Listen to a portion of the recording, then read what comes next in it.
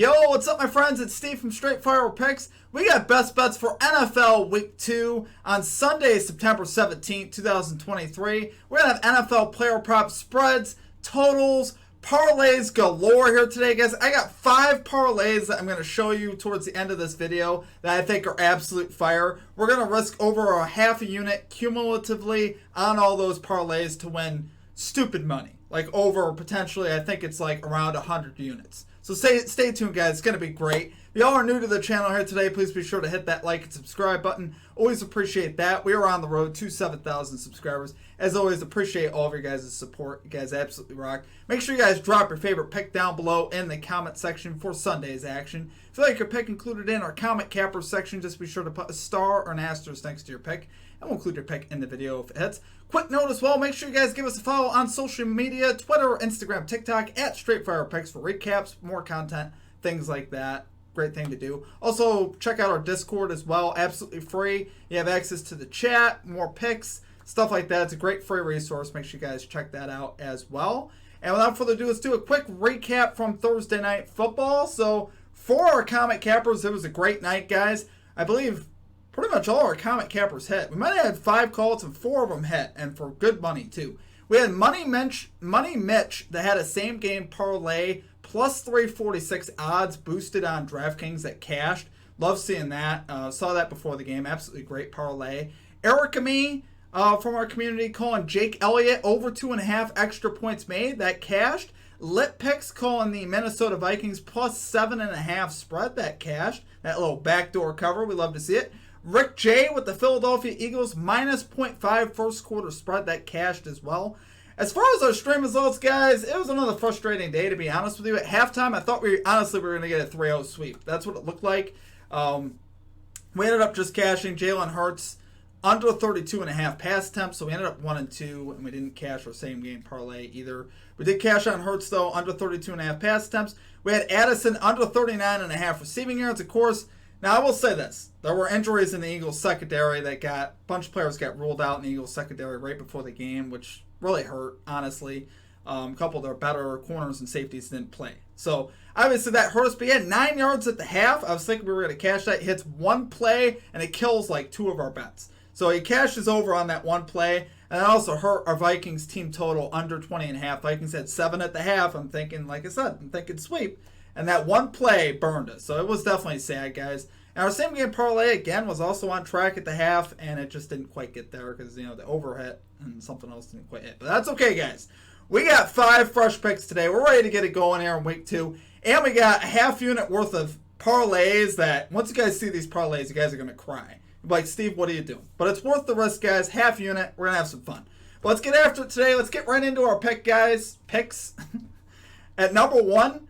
We are going with Tyler Bass. Over 1.5 field goals made here for the Buffalo Bills. Plus 100 odds here on DraftKings. Shout out to Erica Me, guys. He kind of steered me in this direction. I was talking to him. He's like, hey, Steve, I need a little bit of, I'd like to help you out. So he sent me this. I looked into it. I love the numbers on it, guys. If we look into this last year, Tyler Bass cashed this line in 6 out of 10 games at home last year for the Buffalo Bills, averaging 2.1 field goal attempts per game at home last year. Pretty solid overall. Good matchup as far as the Raiders go, guys. The Raiders allowed the 7th most field goal attempts overall in 2022 and the 4th most on the road. So, Raiders honestly were pretty good last year as far as breaking and bending but not breaking. And honestly, if you guys watched week 1 with the Buffalo Bills, we saw a lot of inefficiency from the Bills offense. Now, I did turn it over 4 times and still got 2 field goal attempts out of Bass, right? I don't think they'll turn it over 4 times, but I do think their offense will stall. Most of the reason I think that is because the run game is honestly undefined. They got Damian Harris. They got James Cook.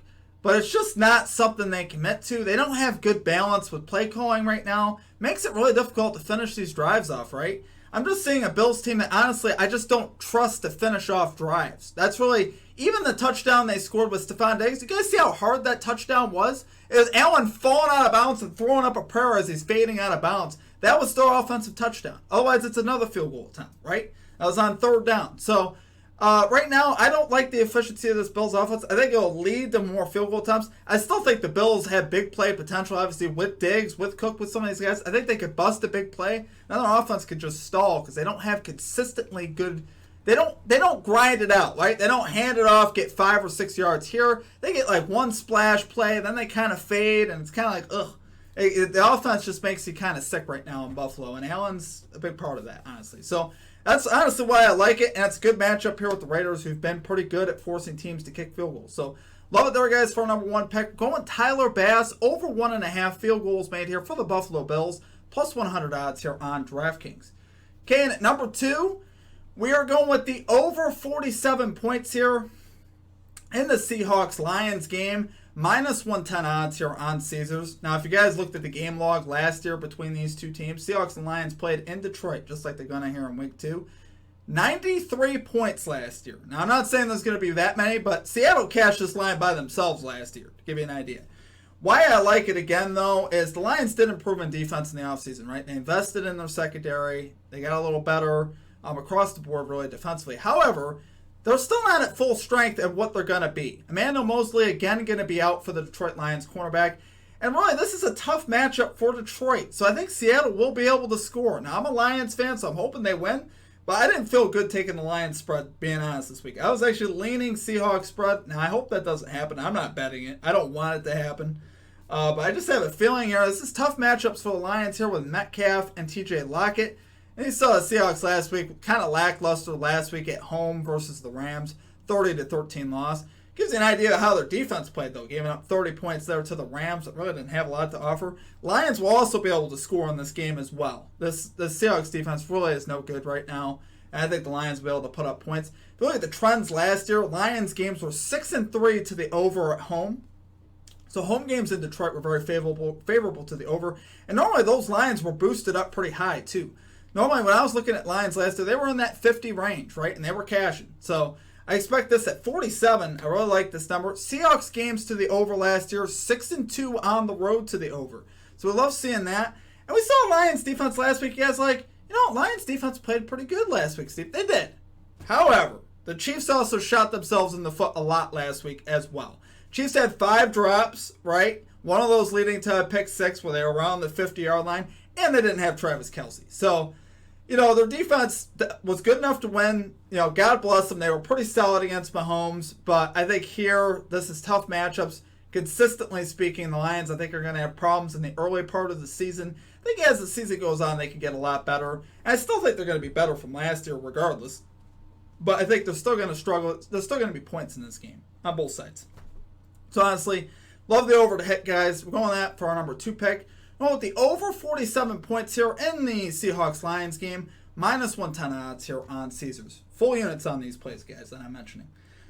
All right, and at number 3, we are going with Trevor Lawrence, under 262.5 pass yards here for the Jacksonville Jaguars, minus 103 odds here on Caesars.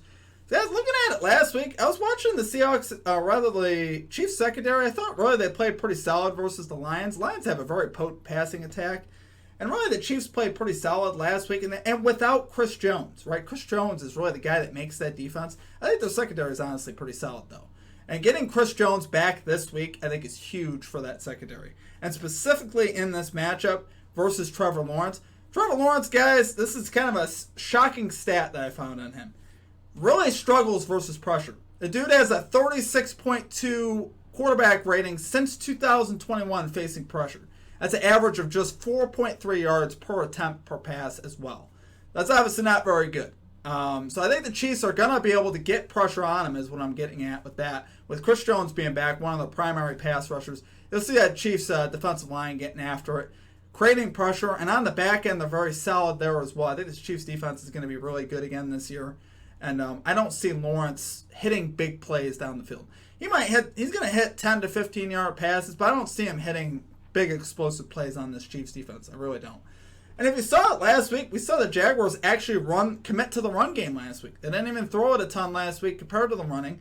They ran it 35 times compared to 32 passes with the new offensive coordinator in Jacksonville. So I like seeing that. Obviously, honestly, I think that's a good formula here for the Jags. If you're going to beat the Chiefs, you don't want to get into a shootout with Patrick Mahomes. You really don't. You want to run that football. So I'm looking for the Jags here to do that, take on that identity here going up against the Chiefs. I really still don't mind the Jags to play well in this game, maybe even cover that spread, maybe even to win. We'll talk about that more later. But I think Lawrence is going to go under here. I really do. He was under last week as well. If he's going to go under versus the Colts last week, he'll go under versus the Chiefs. So, love it there, guys, for our number 3 pick. We want Trevor Lawrence under 262.5 passing yards here for the Jacksonville Jaguars. Minus 103 odds here on Caesars. All right, and at number 4, we're going with the Los Angeles Rams. Plus 7.5 spread here versus the 49ers. Minus 115 odds here on MGM. Love this play, guys. We talked about the Rams a little bit earlier in the video. A 30-13 win in Seattle last week. Seattle's a very good opponent, at least on the offensive end. They really shut that offense down, holding the Seahawks to just 13 first downs, 2 of 9 on third down. Dominated time of possession, 39 minutes, 23 seconds to 20:37. That's amazing. And what I really like here about the Rams, we got Stafford back healthy. There was a couple of receivers that, if you guys noticed last week, there's a couple of guys that I haven't even heard of before, and they played great. But 2 guys over 100 yards, Nakua and Atwell. So where are these targets coming from? But these guys are capable, right? Stafford hooked up with these guys a lot, really played a great game. Stafford showed off that veteran experience going on the road and getting a victory. Coming back home, I'm not telling you the Rams are going to win this game, but I'm going to tell you this. I think it's going to be close. I do. I think the Rams are capable enough on the defensive side, led by Aaron Donald, to keep this one close here in a divisional matchup. You're going to get the best here from the Rams at home. Home opener, division matchup. You get the good energy. We got a Super Bowl quarterback in Matthew Stafford. We got better than expected weapons here for the Rams, who played very good last week. And a capable enough running game here led by Cam Akers. So I think we saw Williams also play well out of the backfield well. So really an impressive wire-to-wire win last week for the Rams. Was it a fluke? 30-13. When I was looking at it, it's not like they had stuff falling in their lap as much, right? It was just wire-to-wire domination. I was like, are they going to do that week to week? Probably not, and not against the 49ers, obviously, but I think they'll keep it close. I definitely think they'll keep it close. We saw the 49ers also impressive last week in a road victory over Pittsburgh, 30-7, 15 first downs allowed, 5 of 15 on third down. They were very good as well. But I think it's going to be close because divisional matchup, they're playing at home. I think they keep it close. Love it there for our number 4 pick, guys. Well, Los Angeles Rams plus 7.5 spread here versus the 49ers, minus 115 odds here on MGM. Okay, guys, and finally at number 5. I love this one, guys. When I saw it, I'm like, I have to take this. I know some people might not agree with me here, but I do love it here. We're going New York Jets plus 9 spread here versus the Dallas Cowboys. Minus 110 odds here on DraftKings. So there's a little bit of a betting anomaly here going on DraftKings. Plus 8.5 on the Jets is also minus 110 on DraftKings. Plus 9 is also minus 110 on DraftKings. So take your best line. Don't allow yourself to get gypped, right? That's part of what we practice. If you guys wonder where I pull our odds from, I do pull them from Odds Jam. Very good site. I definitely recommend that to you guys. That's how you get the best lines and get ahead. Another way of getting ahead. But anyway, Jets here, guys. We know their defense and the running game is Super Bowl caliber as is, right? They got Breece Hall and Dalvin Cook in the backfield. I can't think of a better duo in the NFL of more explosiveness in the backfield. And you got 2 of the most explosive runners in the backfield. We saw Breece Hall do his thing. At one point in the game, he had like 2 carries for 109 yards last week. And I've seen him do that before. That's not the first time. He did it honestly, in the game he tore his ACL in last year versus Denver. He had a very similar line. He hit the over, and then he ended up going down, which was obviously very sad for him. But he's back, and he looks great. And he got Dalvin Cook to go with that. I mean, that's obviously terrific. So I expect the Jets here, with their defense, lean on your defense, lean on your running game with Zach Wilson here as your quarterback. And I think Zach Wilson's going to be better than he was last year. Do I think he's going to be a Super Bowl-worthy quarterback at the end of the day? No, but I think he will be better than what he was last year. We saw him put up 140 yards, a touchdown, interception in Week 1 with an 80 quarterback rating. Decent. Versus a solid Bills defense, he honestly played okay, especially coming in. I think he's improving. I think being around Aaron Rodgers definitely helps him out. He's starting to emulate. He talked about how he's trying to imitate some of his habits, which I think is great. If you're imitating Aaron Rodgers, you're doing things right. We're kind of seeing that in Green Bay with Jordan Love now. Just the way Jordan Love moves in the pocket, moves his feet, and has more. It honestly looks like Aaron Rodgers the second throwing the ball. I mean, it's very similar. Jordan Love's going to be very good as well, I think. But similar type of impact I think that Zach Wilson will get from Aaron Rodgers, right? It's not all there for him, but I think it'll be good enough here on the road with them leaning on this running game and their defense here to keep this game close. Again, are they going to win? This one I actually feel like they could. I think the Cowboys are a little overrated from last week. Let's not get crazy on the Cowboys, guys. They won, 40-0 last week. That was great, wonderful. They're not doing that again here in week number 2. I can almost promise you that. Jets last year, 4-3 against the spread as a road dog last year. So they were underdogs a lot last year. And we saw, for the most part, they performed pretty well. So I think they can get it done. Love it there, guys, for our number 5 pick. We're with the New York Jets, +9 spread here versus the Cowboys. -110 odds here on DraftKings. Excuse me, I'm sorry, guys. All right, now we're going to get into our same game parlay section, guys. I'm super excited about this. I hope you guys are too. I'm not going to do these in any particular order, and I'm not going to really have a ton to say about them, but I am risking what I'm going to tell you I'm going to risk on them. And I'll do just kind of a quick overview of what we're doing. I have 5 parlays to get through, so I can't really talk too much about them. But here for our first one. This is our 4 p.m. parlay. All these guys, you should have these boost on your FanDuel account if you have FanDuel. So this one I'm risking 0.1 units. So that's a tenth of a unit to win, as you guys can see, 2.75 units, which I think is great value, particularly on this one.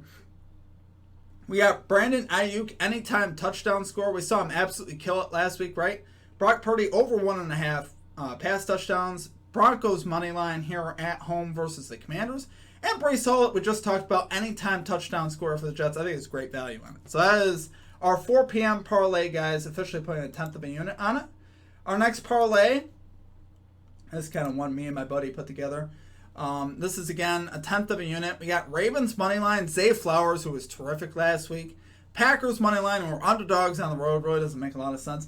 Jaguars money line that we talked about earlier. I think they got a chance to compete in this game. They got a nice shot here to win this game at home.